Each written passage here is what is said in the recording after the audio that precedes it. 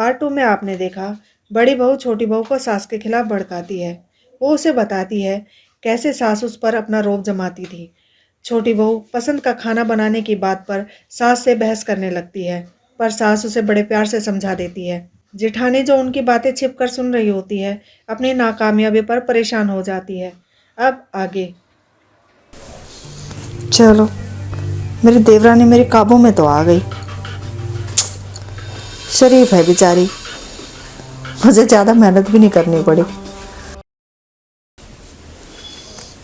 अरे देवरानी जी, अभी तुम्हारे बारे में ही सोच रही थी। बड़ी लंबी उम्र है तुम्हारी। मेरे बारे में क्या सोच रही थी?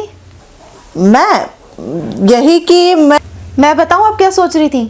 कि मेरी देवरानी कितनी शरीफ है, कितनी मासूम है ना? अरे आप तो चौंक गई। बताओ सच्ची, अब यही सोच रही थी ना, है ना? अरे वाह, तुम तो मन की बात भी पढ़ लेती हो। अरे जेठानी जी, मैं तो भूल ही गई मैं क्या कहने आई थी। वो मैं और आपके भैया ना घूमने जा रहे हैं, तो आप भी चलना हमारे साथ। बाहर घूमने? अरे पहले सासू माँ की तो आज्ञा ले लो। तुमने खुद ब खुद ही प्रोग्राम बना लिया बाहर जाने का। लो, इसमें पूछना क्या है? वो क्या भला हमें मना करेंगे घूमने जाने से? लो, तुमने अभी तक सासू माँ को समझा ही नहीं। तुम कितनी भोली हो।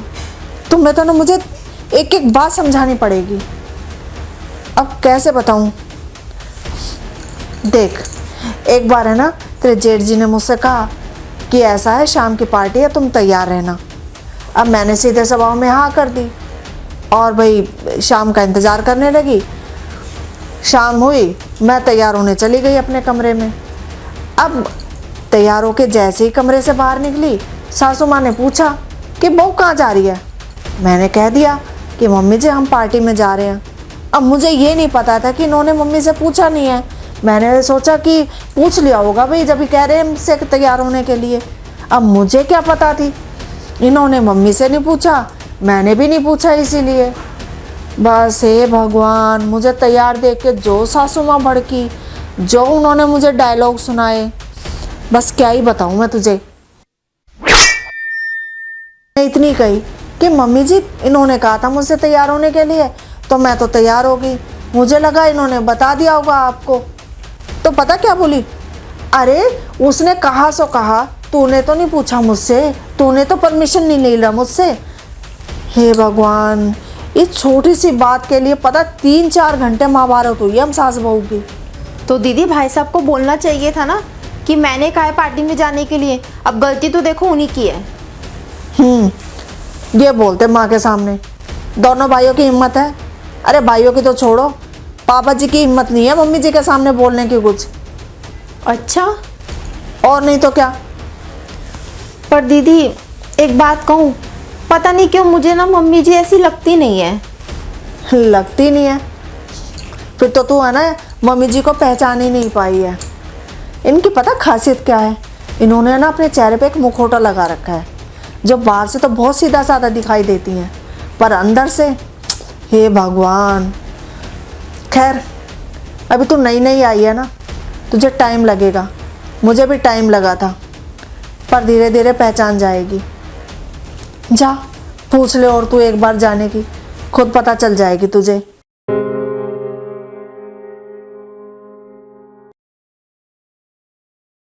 वो मम्मी जी, परसों ना हमारा घूमने जाने का प्रोग्राम बन रहा है, तो हम ना परसों घूमने जाएंगे। मैंने सोचा आपको बता दूं। परसों? नहीं बहू, परसों तो नहीं जा पाओगे तुम। क्यों क्यों नहीं जाना? अरे हम कितने टाइम से प्रोग्राम बना रहे हैं घूमने जाने का। मुझे नहीं पता, हम परसों जाएंगे, बस फाइनल हो गया हमारा। मैंने मना कर दिया ना, नहीं जाना तो नहीं जाना। अरे बात खत्म बस। क्यों क्यों बात खत्म? और आपने कह दिया और हमने मान लिया? ऐसे कैसे बात खत्म हो गई? जेठानी जी ना आपके बारे में सही कहती हैं। आपसे ना अपनी बहुओं की खुशियां देखी ही नहीं जाती। आप चाहती ही नहीं हो कि आपकी बहुएं खुश रहें। आपने अपना जोर ना जेठानी जी पे तो चला लिया, पर आपका जोर मुझ पे नहीं चलेगा, क्योंकि मैं आज के जमाने की पढ़ी लिखी लड़की हूँ। आपके हाथ की कठपुतली नहीं बनूंगी मैं बिल्कुल भी। छोटी बहू, तू कहाँ की बात कहाँ लेके जा रही है? अरे मैं तुझ पे जोर नहीं चला रही और ना ही चलाना चाहती हूँ। मैं तो ये कह रही थी कि हमें है ना परसों मंदिर जाना है। मैंने ना मन्नत मांगी थी, तुम्हारी शादी से पहले कि दोनों बहुओं को ना जोड़े से लेके आऊंगी, पर पता नहीं तू क्या नाप शनाप बोले जा रही है। अब से तुम घूमने चली गई तो फिर प्रोग्राम कैंसिल होएगा। जैसे तैसे तो मैंने सोचा है ये। देख, तुम्हें घूमने जाना है ना तो तुम अगले हफ्ते चले जाना, कौन सी बड़ी बात है।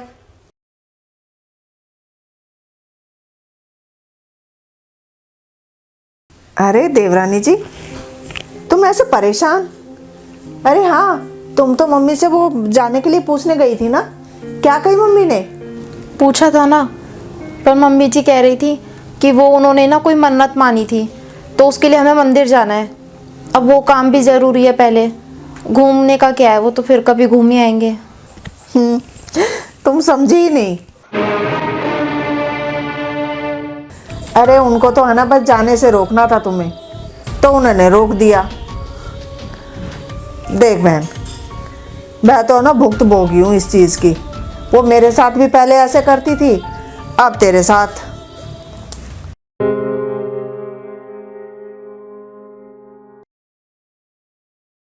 छोटी बहू, और छोटी बहू। हाँ जी, क्या कह रही हो? अरे छोटी बहू, मैं तुझसे ये कह रही थी कि एक है ना तेरे पास लाल रंग की साड़ी हो ना तो वो निकाल के रख लेना। लाल रंग की साड़ी? वो किस लिए? अरे तुझे बताया था ना कि मंदिर जाना है, बस वहीं चढ़ाने के लिए चाहिएगी देवी जी को। मम्मी जी, मंदिर जाना जरूरी है क्या? फिर कभी बना लेते प्रोग्राम। देख बहू, मैंने है ना तुझे इतनी बार समझा लिया, फिर तो वही राग अलाप के बैठ गई।